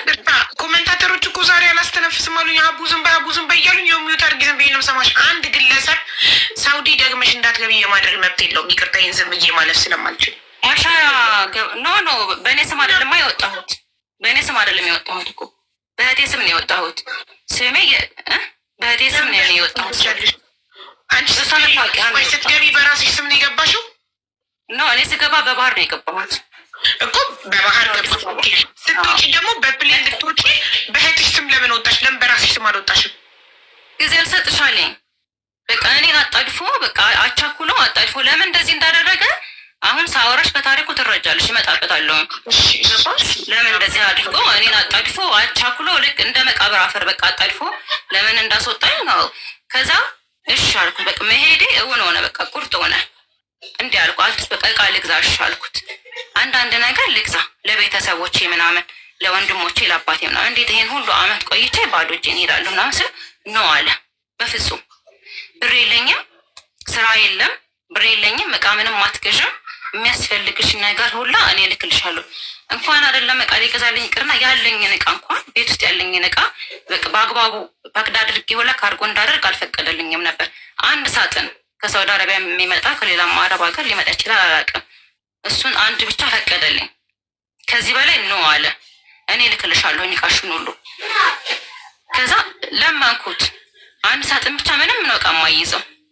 እኔ ሌላ ዕቃ እሺ አልገዛም አልከኝ፣ አትሊስት ያለኝን ቤቴ ውስጥ ያለውን ዕቃ እንኳን ይዤ እንድሄድ ፍቀድልኝ ምናምን ስለው በፍጹም አለ። አንድ ሻንጣ እንኳን ተጨማሪ ብዬ ለመንኩት። ከዛ እሺ አለ። አንድ ሻንጣ ማለት ነው። ከሳጥኑ ተጨማሪ አንድ ሻንጣ ፈቀደልኝ። ከዛ ያንን ሻንጣ አሁን በቃ አብዛኛው ዕቃ ቀረብኝ። ገባሽ? አሳዘንኩት መሰለኝ። ሻንጣውን ተይውና ብሎ ሳጥን ጨመረልኝ። አንድ ሳጥን የበፊቱ ሳጥን ጋር ሁለት ማለት ነው። ሁለት ሳጥን ፈቀደልኝ። ሌላው የፌሻል ዕቃ ሙሉ የፌሻል ዕቃ፣ የኪችን ዕቃ፣ ልብሶቼ በጣም ብዙ ነገር ነው ትቼ የመጣሁት ማለት ነው እዛ። እኔን ግን ዕቃሽን አትወስጂም እያለ እሱ በጣም ብዙ ዕቃ ነበር ሲገዛ የነበረው ለቤቱ ማለት ነው። ያልገዛው ነገር የለም። በቃ ያልገዛው የቤት ዕቃ መርፍ እንትን ኪኒን ምናምን ከመውሰድ አንዴ ለ7 ቀን የሚያገለግል ከሆነ እንዳልሽው ከ7 ቀን በኋላ አስታውሶ መላጥና አዲሱን መለጠፍ አይደል? አዎ ኦኬ። ስለዚህ አንዱ ካርቶን 4 ፓች አለው ነው ያልሽው? 4 አዎ 4። ስለዚህ አንዱ ለ1 ወር ይበቃል። ለ1 ወር አዎ። በጣም አሪፍ። ትንሽ ነው 3 የነበረው አላቅም ነበር። ኦኬ 1 ወርም ማለት ነው። ስለዚህ ወይ አንዱ ምናልባት አንድ ቀን አንደኛውን ሳትልጪ 8ኛ ቀን ቆይቶብሽ ምናምን ይሆን? እኔ ግን ተከታትዬ ነው የማደርገው። አይደል ነው እንደዛም አይነት ስህተትን ተፈጥሮም ሊሆን ይችላል። የሆነ ኮንትሮል የሆነ ስህተት ተፈጥሮ ማንኛውም መርፌም ይሁን ኪኒንም ይሁን የሚለጠፈውም ይሁን 100% አይደሉም። ገባሽ? እርግዝና ሊፈጠር ይችላል። 100% የሚባል ነገር የለም። የእርግዝና መከላከያ 99% ነው። ገባሽ? በማንኛውም አጋጣሚ ሉፕ እንኳን ያስቀበረ ሰው እንኳን እርግዝና ሊፈጠርበት ይችላል፣ ያጋጥማል። ምታጠቢ ከሆነ የጡት ወተት ይቀንሳል። ኦኬ። አይ ቆይ ኧረ ሀቢባ ዝም በይ እሺ። ይቅርታ እኔ እኮ መሀል ላይ የማላውቀው ነገር ሲኖር ሜስት አይነት ነገር እንደዛ ነበር የመሰለኝ። የሆነ የሚያቃጥል ነገር ፍላጎቴ የመጨመር ምናምን አይነት። ከዛ እኔ ፔሪየድ ስሜት ነው የመሰለኝ የነበረው። ኦልሬዲ የተከታተልኩኝ ስለሆነ መከላከያውን ይፈጠራል ብዬ አላሰብኩም። ገባሽ? ከዛ በኋላ በጣም ሲያመኝ ለምርመራ ሄድኩኝ ማለት ነው። ሲሄድ እርግዝና እንደተፈጠረ ተነገረኝ ማለት ነው። አካባቢ የ6 ሳምንት ምናምን እንደዛ ማለት ነው ነው። እኔም ደነገጥኩኝ እውነት ለመናገር። ለምንድን ነው የደነገጥኩት? እኔ ሁለተኛ ጽንስ ልጅ ሳስብ ቅድመ ምርመራ ማድረግ እፈልግ ነበር፣ የማህፀን ምርመራ ማለት ነው። የመጀመሪያው እርግዝና ፌል ስላደረገብኝ ኬዙን ማወቅ ፈልጋለሁኝ። እና ሁለተኛ መሀል ላይ የሚገርምሽ ነገር ካልወለድሽ ላይ ያለኝ ነበረ። ገና 1 ወር ከምናምን ላይ የመጀመሪያው ጽንስ ፌል አድርጎ 1 ወር ከምናምን አካባቢ ላይ ካልወለድን እያለ ሲያስቸግረኝ የነበረ ሰው ነበረ። ከዛ እኔ ደግሞ ቆይ በደንብ ማገገም አለብኝ፣ በደንብ መዳን አለብኝ፣ እንዳትወልጂ ተጠንቀቂ ሲል የነበረ ሰው ጽንስ ሲፈጠር ለምን ተፈጠረ ስላልተጠነቀቅሽን አልፈልግም እያለ መድኃኒት አምጥቶ እንድታስወርጅ ያደረገ ሰው እንዴት ነው ድጋሚ እንውለድ የሚልሽ? ድጋሚ እንውለድ አለ። ካልወለድሽ አለኝ። ከዛ ነው አልኩት። እኔ በፍጹም አልኩት። እኔ በዚህ ሰዓት እኔ እርግዝና እንትን አልልም፣ በቃ አልፈልግም አልኩት ምናምን ነገር። ከዛ በቃ ስለማትወጂኝ ነው፣ ከእኔ ፍቅር ስለሌለብሽ ነው። አይደለም ይኸውልሽ፣ እንትን ለግንኙነት እየጠየቀሽ እኔ ያሞኛል፣ ቁስል ነኝ፣ ልዳን ምናምን ስትዩ ለግንኙነት ሰበብ ፈልጎ ግንኙነት ለማድረግ ፈልጎ እንጂ እውነት እንድታረግሽ ፈልጎ አይደለም። አይፈልግም እሱ። ያው በኋላም ያው ለልጅ ካልኳት እሺ ብላ ትሰጠኛለች። ለልጅ ካልኳት ገባሽ? ለልጅ ከሆነ ያው ብዙ ጊዜ ሴቶች ልጅ ስለምንወድ ለልጅ ከሆነ እሺ ብላ ትሰጠኛለች ብሎ ነው። ያኔ ለልጅ ምናምን እንደዚህ ስፍስፍ ምናምን እንትን የምልሽ ያኔም እንደዛ ሲለኝ ለምን እንደዛ አለ? ኢኮኖሚካሊ በጣም ያለው ሰው ነው። ገባሽ? የፋይናንሻል ችግር የለበትም። እና የሆነ ጥያቄ ፈጥሮብኝ ነበር። ለምን እንደዚህ አለ? መጀመሪያ እኮ ልጅ መውለድ እፈልጋለሁ ሲል የነበረ ሰው ነው። ከመጋባታችን በፊት ስንጋባ እንደተጋባን ልጅ አቁኗ ሊያሳምንሽ። ሴት ልጅ ስትባል ሰፍ ስለምትል ብዙ ሴቶች ልጅ ስለምንወድ ገባሽ? ስለዚህ ወንድ ልጅ ሁልጊዜ አውቆ አዲስን ሴት የሚያሳምንበት መንገድ ቶሎ አግብቼ መውለድ ነው የምፈልገው ይላታል ለሴቷ። ሴት ደግሞ አይ ይሄ ጨዋ ነው ማለት ነው፣ በቃ አላማው አግብቶ መውለድ ነው። ልጅ ይወዳል። ልጅ ከወለድኩለት ደግሞ ተሰብስቦ ልጁን ያሳድግ። ትክክል ነው እያልኳት ትክክል አይደለም። አውቆ ግን ሴትን የሚያሳምንበት መንገድ በቃ እኔ አግብቼ መውለድ ነው የምፈልገው፣ ልጅ እወዳለሁ። ልጅ ባይወድም አውቆ ልጅ እወዳለሁ ይልሻል። ለምን? እንዲያሳምንሽ ትዳር ፈላጊ ነው፣ ትክክለኛ ሰው ነው ብለሽ እንድታስቢ። ከዛ ቶሎ ብሎ አግብቶ ከጠቀለለ በኋላ ከዚህ በኋላ የታባቷ ትሄዳለች። አንዴ አግብቻታለሁ የትም አትሄድም፣ አርፋ ትቀመጣለች ብሎ ስለሚያስብ እንዳታደርግሽ ተጠንቀቂ። አውቆ በምን ያሳብባል? በገንዘብ። እኔ ከወለድኩኝ አንበላጥጬ ነው ማሳደግ የምፈልገው ልጄ፣ ስለዚህ ገንዘብ እስኪኖረን እንዳትወልጂ ይልሻል። ቢኖረውም ይደርሳል። ቀርታ ሂጂ ወሬ። ከዛ ያኔ ስጸንስ ለምን ጸነሽ ጥንቃቄ አድርጌ ብለኸኝ አልነበር ምናምን አልኩት። እና አሁን ድጋሜ ልጅ ይፈልጋሉ ማለት ምናምን። በዛ ላይ ደግሞ ዶክተሯ 3 ወር ምንም አይነት እርግዝና እንዳይፈጠር ጥንቃቄ እንዳደርግ አስጠንቅቃኛለች። እና ደግሞ ካረገዝኩኝም እንኳን ድጋሜ ምርመራ አድርጌ የመጀመሪያው ጽንሱ ለምን ፌል እንዳደረገ የማህፀን ምርመራ ቅድመ እርግዝና ምርመራ አድርጌ ድጋሜ ማህፀኔ ጽንስ መሸከም ይችላል አይችልም የሚለውን በደንብ አረጋግጬ እኔ ሬዲ ሆኜ ያኔ ነው ልጅ በቃ ማረግዘው ምናምን ብዬ እንትን ብያለሁ። በቃ ዘግቻለሁ ማለት ነው። ለሌላ በጣም መልሽ ጨጓራዬ ምናምን ስለሚያመኝ ያኔ ሳላቅ የሚያቃጥል ነገር ቃሪያ ምናምን በላ ስለነበር ጨጓራዬ በጣም ስታመም ነው እኔ የሄድኩት ለቼክአፕ ማለት ነው። ከዛ ጽንስ ተፈጥሯል። ሁለተኛ ጽንስ እንደተፈጠረ ምናምን ሲያቅ ወላሂ እንደዚህ አንገቱን ደፍቶ አቀርቅሮ ማለት ነው። በቃ በጣም ነው የተናደደው። እንደዚህ ወንበሩን ሁላ እየቀጠቀጠ ነበረ በእጁ ተናዶ ማለት ነው። እኔ ደግሞ መዛጋ በጣም ደንግጫለሁኝ። እኔ ለምን ደነገጥኩኝ? ምርመራ አላደረግኩም። የመጀመሪያው አይነት ተመሳሳይ ችግር ይገጥመኛል ብዬ በቃ በጣም ሰጋሁኝ። የማህፀን ምርመራ ሳላደርግ ብዬ ማለት ነው። ድጋሚ ፌል ሊያደርግብኝ ነው ብዬ እሱ ነገር አሳሰበኝ እኔን ማለት ነው። እሱ ግን መፈጠሩ ነው እዛ ጋር ጽንስ መፈጠሩ በጣም አናደደው። ከዛ አልትራሳውንድ ምርመራ ማድረግ ፈልጋለሁ ጽንሱ የስንት ሳምንት እንደሆነ አልኩት ስለው ነው አለኝ። አሁንም አታደርጊም ማለት ይህን አልጠየቅሽም እንዴ? እንውለድ እኮ ስትለኝ ነበር። ምን ሆነህ ነው? መጀመሪያ በምን እንደተናደደ ጠይቀሽዋል ወይ? ምክንያቱም ኦልሬዲ ልጅ እፈልጋለሁ ስላለሽ በሌላ ጉዳይ ብለሽ አላሰብሽም? ስራ ቀዝቅዟል፣ እንደ ድሮ አይደለም፣ እንደ በፊት አይደለም ምናምን ነው የሚለው። ሆስፒታል ውስጥ ስለነበረ ያለ ነው። ሲጀመር ያኔ መነጋገርም አንችልም ማውራት፣ ያው ቤት ስንሄድ እናወራለን ምናምን ብዬ ነበር። እና እኔ ደግሞ ሳንወጣ እዛ ሆስፒታል ውስጥ አጋጣሚ የሄድንበት ሆስፒታል አልትራሳውንድ የላቸውም ነበረ። አልትራሳውንድ የለንም ማለት ጠቃ ጽንስ መኖሩን ብቻ ነው አረጋግጠው የነገሩኝ እንጂ አልትራሳውንድ ምርመራ እንትኑ ማሽኑ የላቸውም። ሌላ ቦታ ሄደን ምርመራ እንድናደርግ አዘዘ ዶክተሩ ማለት ነው። ከዛ አትሄጅም አለኝ። ኖ በፍጹም አለ አትሄጅም። በእኔ ሀይል በእኔ ጭቅጭቅ ምናምን ነገር ካልሄድኩኝ ምናምን ብዬ ሄድን ሆስፒታል ማለት ነው። የመጀመሪያው ጽንሱ እንትን ያለበት ዶክተሬ ጋር ሄድን እና እዛ ምርመራ አደረግኩኝ ማለት ነው። ከዛ ኦልሬዲ ጸንሻለሁኝ እዛ ማለት ያው ታውቋል። ሳምንቱን ለማወቅ ምናምን ነበረ። የ1 ወር ከምናምን አካባቢ ነው ጽንሱ ማለት ነው። ከዛ በኋላ አሁን በጣም መታመም ጀመርኩኝ። ህመሙ በቃ መተኛት አልችልም፣ ምግብ አልበላም፣ በጣም ነው የምሰቃየው። በቃ ድጋሚ ሄድኩኝ ተመልሼ ማለት ነው። እሷ ጋር ሲሄድ ከማህፀን ውጭ ነው እርግዝና ነው። ከማህፀን ውጭ እንደሆነ ቀድማ ነግራኛለች። ምንትን ስናደርግ ማለት ነው እርግዝና ከማህፀን ውጭ ነው። የመጀመሪያው ከረጢቱ እንደተዛነፈ ነግራኛ የለ ድጋሚ እንትኑ ማለት ከረጢቱ ኖርማል ነው። ጽንሱ ግን ከማህፀን ውጭ ነው አለች። ከዛ በቃ በጣም ተሰማኝ ምናምን በቃ አለቀስኩኝ ምናምን ነገር። በ3ኛው ቀን ምናምን ደግሞ ድጋሚ ቀጠረችኝ። ከዛ ሄድኩኝ። ሲሄድ አሁንም በቃ እንደዛው ነው። ከዛ በኋላ ምንድነው አቋርጭልኝ በቃ አልኳት። እኔ ቀኑ ጊዜው እንትን ሳይ አቋርጭልኝ ካሁኑ ምናምን ስራት ነው አለች። እኔ እንትን አልልም እስከ 3 ወር ምናምን ድረስ እንየው አለች። እሷም ማለት ነው የመመለስ እድል ሊኖረው ስለሚችል ወደ ማህፀን እኔ አላቋርጥም አለች። አሁንም ተመልሼ ሄድኩኝ ወደ ቤት። ከዛ ምን አለ መድኃኒት ላምጣልሽ እና ቤት ይቋረጥ ጽንሱ አለኝ። ቤት ውስጥ መድኃኒቱን እኔ ላምጣ ገዝቼ በማህፀን ነው እንትን የሚባለው።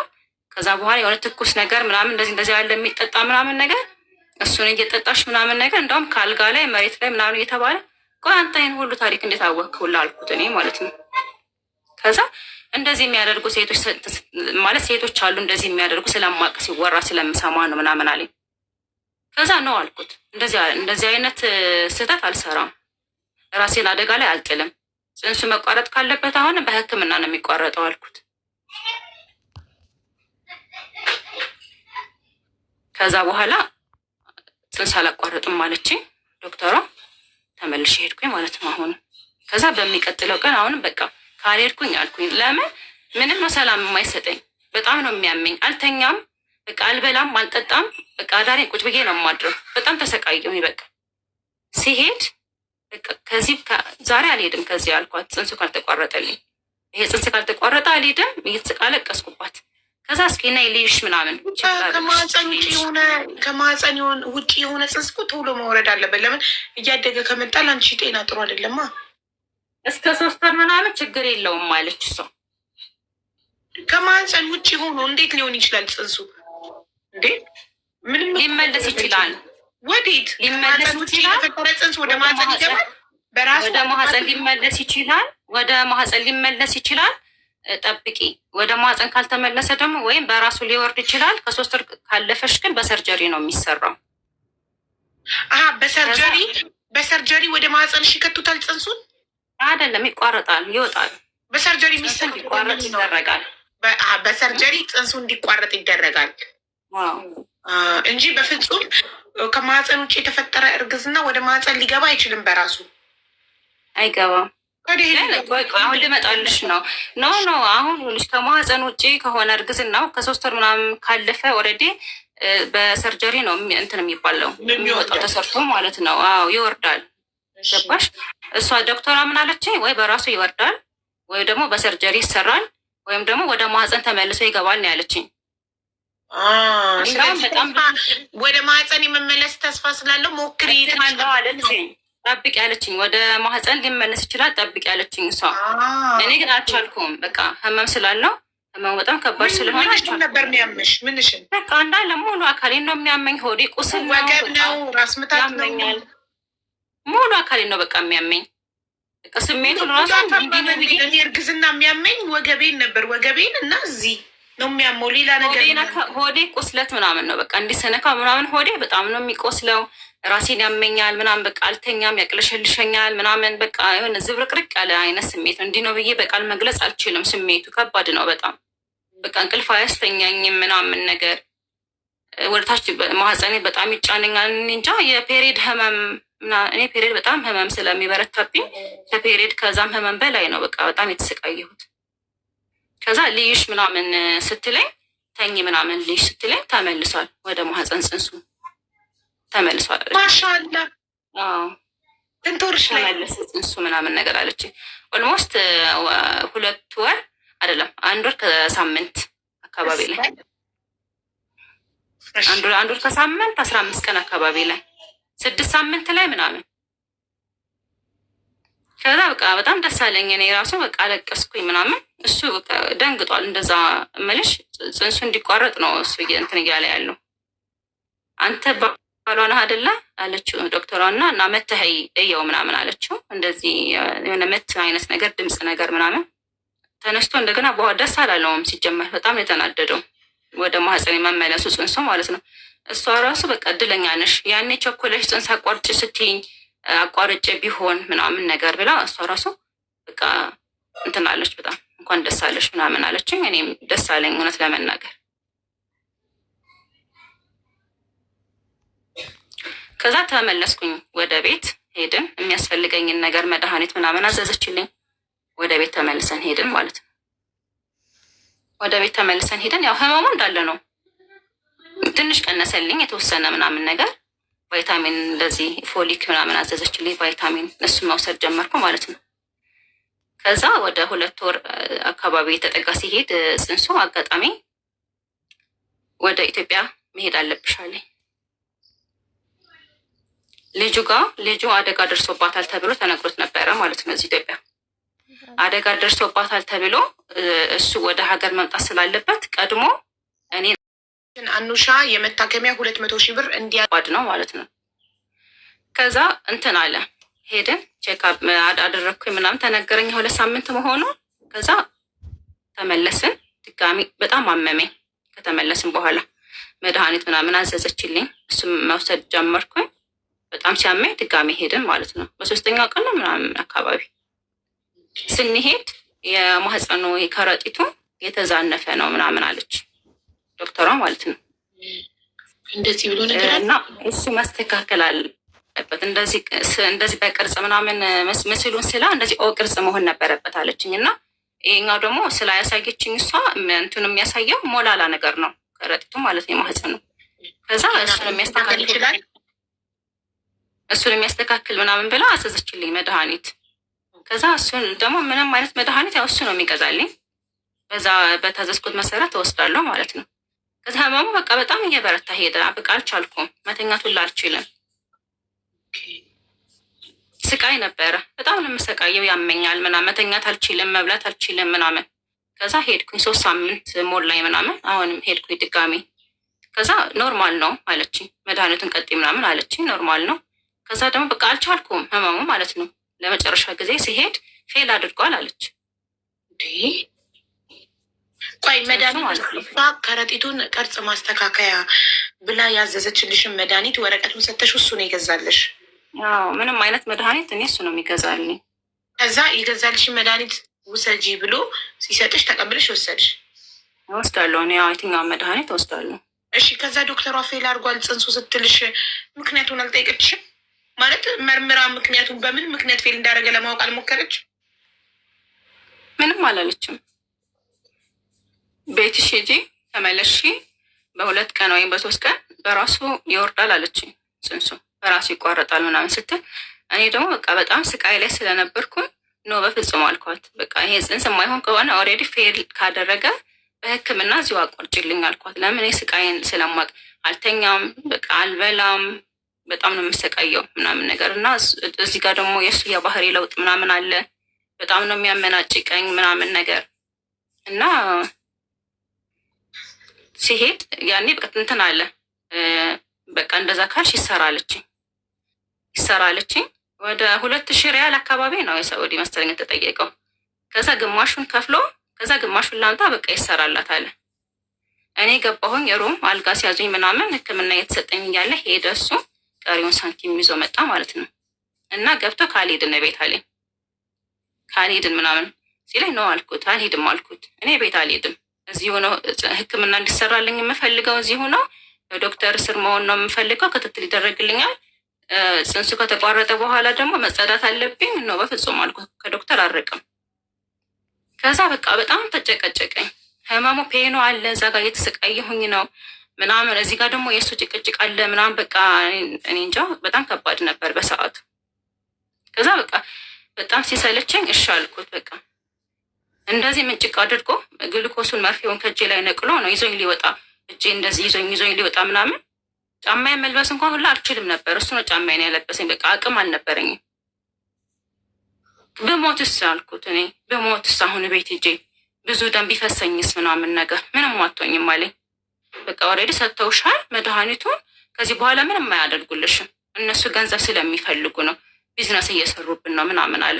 ከዛ መለስ ብሎ ቀሪውን ብር ላለመክፈል አስቤ ተስገብግቤ ነው አይደል ለሚመስልሽ አለኝ።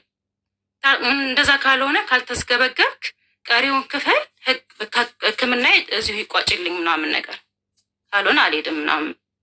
በቃ መጣች ነርሷ ማለት ነው። ነርሷ ነች።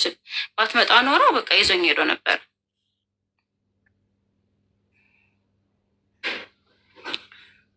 ከዛ ተቋረጠ። አጸዳችኝ፣ መርፌ ምናምን 2 መርፌ ሰጠችኝ፣ መድኃኒት ጻፈችልኝ ምናምን። እስከ 3 ወር ድረስ ጥንቃቄ እንዳደርግ ነገረችኝ ምናምን። ሄድኩኝ ቤት ማለት ነው። ቤት ሄጄ እንደዛ እንኳን ታመሜ ሁላ ማለት ነው ለግንኙነቱ ላይ ጠይቀኝ ነበር። በቃ አንቺ አትወጂኝም አትፈልጊኝም እንዴ ዶክተሮችን አልሰማህም እንዴ ምናምን፣ ታመሜ ያለው እኔ ቁስል ነኝ፣ ቆሜ መሄድ እንኳን አልችልም ነበር በሰዓቱ። ምግብ አልበላ፣ እንቅልፍ አልተኛ፣ በቃ ስቃይን ነበር ማየው። ከዛ እንደዛ እያልን ያው ቀጠልን፣ መኖር ጀመርን። እኔ በሰዓቱ በቃ የትም መሄድበትም አልነበረኝም፣ ጓደኛም አልነበረኝም። እኔ በሰዓቱ በቃ ዘመድም ቤት ምንም በቃ ሳልፈልግ ነው መኖር። ሰው ቤት እንዲመጣም አይፈልግም፣ አንቺ ሰው ጋር እንድትሄጂም አይፈልግም። አይ ሰው ቤት ችግር የለውም። አሁን አንዳንድ ሰዎች መጥተዋል ቤቴ ማለት ነው። ሰው እንዲመጣ ችግር የለበትም፣ አንቺ ነው የማይፈልገው። አዎ እሱ ባለበት ነው ሰው መጥቶ እንኳን ማለት ነው። እሱ በርቀት መኪና ውስጥ ሆኖ ማን እንደመጣሁላ ያይ ነበር። ሴት ጓደኞች እንኳን መጥተው ቤት ይገርምሻል። በር ቆልፎብኝ ነበር ይለዋል። ጓደኞች ሲመጡ እንዴት ይገባሉ? ማን ይከፍትላቸዋል? እሱ ነው የሚከፍተው በር ባለበት፣ ካልሆነ አይመጡም። በር ክፍት አድርጎ ይሄዳል። በመኪና ርቆ ምናምን ቆሞ ያያል ምን እንደሚካሄድ። አንዴ ማለት ነው የሆነች ልጅ ነበረች ቤት መታ፣ ሱቅ ልንሄድ ሱፐር ማርኬት ምናምን ከቤታችን አጠገብ ስለነበረ ሰው ሲመጣ ምናምን ክፍት አድርጎት ይሄዳል። ሰው ከመጣ ማለት ነው በሩ ክፍት ነው። ልክ ሰው ሲሄድ በሩ መቶ ቆልፎ ምናምን ነው የሚሄደው። ልክ ሱፐር ማርኬት ሄድን፣ እሱን ነግረ ነው ምናምን ሰው ስለነበረ ረዲ ቁልፍ ጥሎ ነው የሄደው። ሰው አለ ቤት። ከዛ በኋላ ተከትሎን መጣ። እኔ እንደውም ምን እያልኳት ነበር፣ እኔ እኮ አላምነውም፣ እዚህ አካባቢ ያለ ቆሟል፣ እየተከታተለን ነው፣ ምን እንደምናደርግ ሁላ እያልኳት ነበረ። ልክ ስንወጣ ከሱፐር ማርኬት መኪናውን በር ላይ ነው ይዞ መጥቶ ገጭ አድርጎ ቆመው እና ደነገጥን። እኔ ምንም አልመሰለኝም። ለምን እኔ አውቀዋለሁ ምን እንደሚያደርግ። እሷ ግን ያልሽው ነገር አለችኝ። ከስተመር ቀጥሬ ማለት ነው ከስተመር ቀጥሬ ሲመጡ ደውይልኝ ይለኛል። ብዙ ከስተመሮቼ እኔን የምታውቁኝ አሁን እዚህ ሊኖሩ ይችላሉ። ቀጥሬያቸው ሱፐር ማርኬት ከቤታችን ጎን ስለሆነ እዛ ዞር ዞር እያላችሁ ጠብቁኝ፣ ቁልፍ ጠፍቶኝ ነው ሁላ በጣም ብዙ ሰዎችም ብያቸዋለሁ። ማለት በቃ በር ቆልፎብኝ ነው የሄደው ላለ ማለት ያሳፍራል። በቃ ደውሉልኝ ምናምን ነገር በር ቁልፍ ጠፍቶብኝ ነው ባለቤቴ ጋር ደውያለሁኝ እየመጣ ነው እስከሚመጣ በቃ ሱፐር ማርኬቱ ጋር ዞር ዞር እያላችሁ ጠብቁኝ ነው ያልኳቸው ብዙ ሰዎች አሉ። ከሌሉ አሁን ለምሳሌ ከስተምር ይመጣል ብዬው እደውልልሃለሁ ብዬው ያኔ ካልደወልኩኝ በቃ ወይ ደግሞ በር ክፍት አድርገህልኝ ሂድ ካልኩት ማለት ነው ቆልፎን አይደል የሚሄደው። ከዛ ዛሬ ከስተምር ይመጣሉ ብለሽ ነበረ ግን አልመጡም። ከስተምር በር ክፍት እንዲሆንልሽ ለምን ፈለግሽ ይለኛል። አሁን አንዳንድ ከስተምር ቀጥራውን እኮ አይመጡም። ጥሩሽ ሀሳቡን ሊቀይር ይችላል ወይ የሆነ ነገር ሊገጥመው ይችላል። እኔ ፌሻል እሰራለሁ ብዬ ቡክ አድርጌ የሆነ ነገር ገጥሞኝ ቡኩን ልከነስል ወይንም ላልከነስል ራሳቸው በዛው ሊቀርም ሌላ ጉዳይ ላስፈጽምም እችላለሁ። ሰው የሰው ልጅ ህይወት አለው፣ ብዙ ነገር ያጋጥመዋል። ቁልፍ በር ክፍት አድርጋ ሂድ ከስተምር ቀጥር ያለውኝ የሚገርምሽ በቃ እንዲያምነኝ ሁላ የሚልኩልኝን ሪከርድ የምልክላቸውን ሎኬሽን ሁላ አሳየዋለሁኝ። የሚገርምሽ ግን በቃ አያምንም።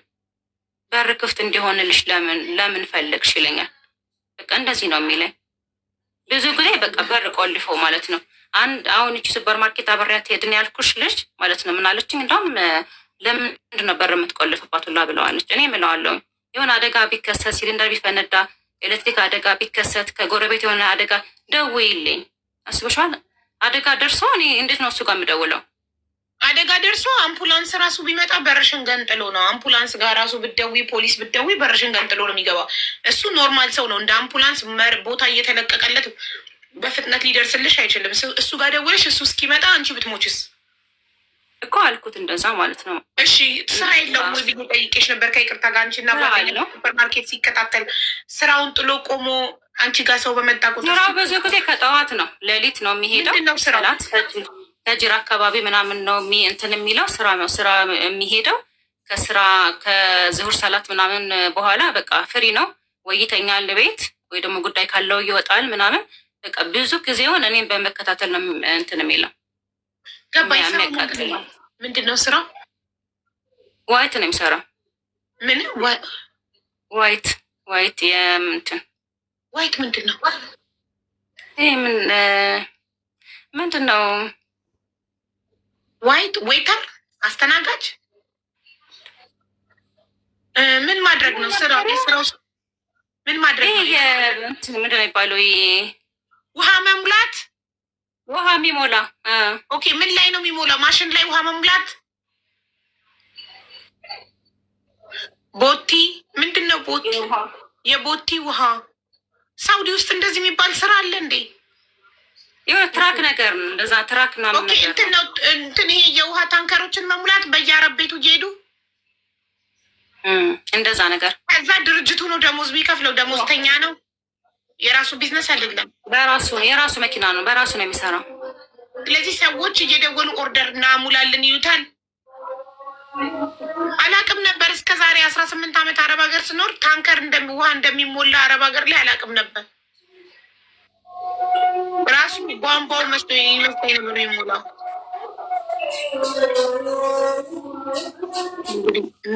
ምን ማለት ነው? ውሃ መሙላት ምናምን ሳይሆን ውሃ መሙላት ምናምን አይደለም። ምንድን ነው የሚባለው? ይሄ ሲሞላ እንትን የቆሻሻ ምናምን እንትን አለ አይደለ? ሲሞላ እሱን ነው የሚወስደው። መጀመሪያ ውሃ እንትን ውሃ ምናምን የቆሻሻ ምናምን ታንከር የሚሞላው የሽንት ቤት መሰለኝ። አዎ ሽንት ቤት አይመጠጥም እኮ እዚህ ሀገር፣ ወንዝ ነው የሚወርደው፣ ባህር እንጃ ብቻ እነዛ ነው የሚሰራው። ሽንት ቤት እንደማይመጠጥ ነው የማውቀው። ውሃ ይመጠጣል። ኦኬ። በራሱ ነው የሚሰራው። እንደዛ እያላችሁ ወደ ሁለተኛ ጽንስ ደረሳችሁ አይደል? እዛ ጋር እንደዛ ሁለተኛ እርግዝና ተፈጠረ ማለት ነው። ከዛ ድጋሚ ከ4 ወር የመጀመሪያ ፌል ካደረገ ከ4 ወር በኋላ። ኦኬ። የመጀመሪያ ጽንስ የተፈጠረው አብራችሁ መኑ በጀመራችሁ በስንት ወር ነው? ብዙም አልቆየንም። ኦኬ። ኦልሞስት ስንተኛ ወር ላይ 3ኛ 4ኛ ወር ምናምን አካባቢ ላይ። ኦኬ አብራችሁ መኖር በጀመራችሁ በሶስተኛ ወር ጽንስ ተፈጠረ። ከዛ እሱ ፌል አደረገ። እንዲሳካ አይፈልግም ነበር። እሱ ፌል አደረገ፣ ምክንያቱ ባልታወቀ ነገር። ሁለተኛ ጽንስ ደግሞ የመጀመሪያው ፌል ባደረገ በ4 ወሩ ሁለተኛ ጽንስ መጣ። እሺ ምን አለ? ሁለተኛ ጽንስ ሲመጣ ሲመጣ እንትን ነበር የምጠቀመው እኔ ፕላስተር አለ። ፕላስተር የመጀመሪያው እኔ ያው ታብሌት ስለሚያመኝ ጨጓራዬን ምናምንም አልበቃት እንትን አላለኝም። ፕላስተር የሚለጠፍ ምናምን እሱን ነበር እየተጠቀምኩኝ የነበረው። ይቅርታ ፕላስተር የእርግዝና መከላከያ ፕላስተር አለ እንዴ? አዎ አለ። አላውቅም ነበር። የቱ ጋር ነው የሚለጠፈው? ሆድ አካባቢ፣ ሆድ ላይ ከዚህ ከእምብርታችን አካባቢ ዝቅ ተብሎ እንደዚህ በጎናችን ላይ እዚህ ምንድን ነው ይባላል አካባቢ እዛ ጋር ነው የሚለጠፈው። እናቴ ትሙት ዛሬ ነው የሰማሁት። እሺ እና የሚዋጥ ነገር ያስጠላል። ተለጥፎ ከዛ በየቀኑ አንዳንድ ነው የሚለጠፈው ወይንስ አንዴ ተለጥፎ ስንት ቀን? 7 ቀን 7 ቀን። ኦኬ ገላችንን ስንታጠብ ውሃ ሲነካው አይለቅም? አይለቅም። ልክ 7ኛ ቀን ላይ ታነሽና ትለጥፊያለሽ ማለት ነው። 28 ቀን 4 ሀባ ነው የሚመጣው። ረስተነው 8ኛ ቀን ከቆየ አንዱ ፕላስተር ሌላ እርግዝና ያመጣል ማለት ነው። እርግዝና ሊያመጣ ይችላል፣ ይከሰታል ማለት ነው። የመከሰት እድሉ ከፍተኛ ነው የሚሆነው። አንዴ ስሙን ተነግርኛለሽ? በየ7 ቀኑ መቀየር አለበት። ለ28 ቀን ነው የሚያገለግለው። በርዝ ኮንትሮል ፓድ 4 ነው የሚይዘው። በርዝ ኮንትሮል በርዝ አንዴ ላዩ ስለፈልኩ ነው እንጃ፣ ግን ሆድ ላይ ነው ያለን እኛ ፋርማሲስቱ እንደዛ ነው ያለን። ይኸውልሽ 4 ቦታ መለጠፍ ይችላል ይላል። አይሹ መቀመጫ ላይ የፈለግሽው ምርጫሽ ነው። አንቺ ጀርባሽ ላይ እነዚህ 4 ቦታዎች ብቻ ነው የሚሰራው። አይሹ መቀመጫ ላይ በቀኝ በኩል ከፈለግሽ ደግሞ ትከሽ ጀርባሽ ጋር እዚህ ጋር ከፈለግሽ ደግሞ